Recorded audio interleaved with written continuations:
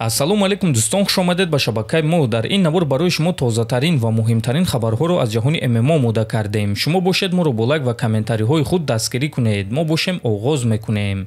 топови ҷангори вазни 61 килограмми UFC Пётр Ян гуфт ки муҳориба зидди Умар Нурмагомедов ноэҳтиромӣ нисбати ӯ аз ҷониби UFC мешавад. биёед суханҳои Пётрро гӯш мекунем.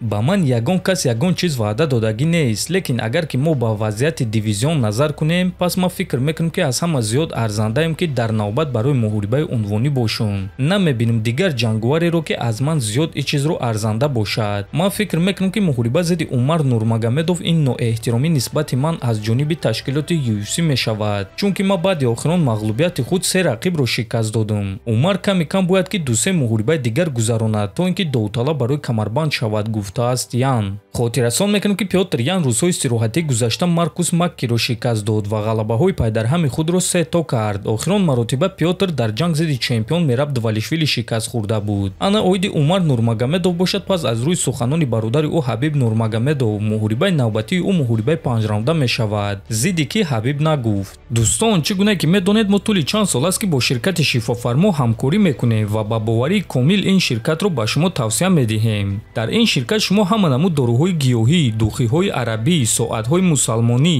ҷойнамозҳо, шампунҳои гиёҳӣ ва боз бисёр дигар чизҳоро дастрас карда метавонед. ин ширкат дастафка ба тамоми шаҳрҳо доранд. ҳамчунин мошинкаҳо барои риш ва мӯи сар, доруҳо барои фарбе ва харобшавӣ, равғани сиёҳдонаро низ аз ин ширкат дастрас карда метавонед. рақамҳо дар рӯи экран. ҳатман аз номи канали Паҳлавон гап занед. довталаб барои камарбанди вазни 61 килограмми UFC Кори Сенхаген оиди муҳорибааш зидди чемпион Мераб Двалишвили фикрҳои худро баён кард. ман боварӣ надорам ки Мераб хаста намешавад ва ӯро манъ карда намешавад. ман ба ин чиз боварӣ надорам. ман ба пуррагӣ боварӣ дорам ки ба он ҷо баромада Мерабро шикаст медиҳам ва камарбанди чемпиониро дар миёни худ мебандам. ин чизе ҳаст ки ман сидқан боварӣ дорам. вақте ки бо чунин ҷангувар ба монанди Мераб меҷангӣ, хаста шудан варианти хуб нест. фикр мекунам ки Умар дар муҳориба зидди ӯ нишон дод ки чӣ бояд кард. ман текдаунҳои ӯро манъ мекунам. ман бо ӯ гӯштин гирифта метавонам. дар муҳориба зидди Умар ман ин иштибоҳро кардам.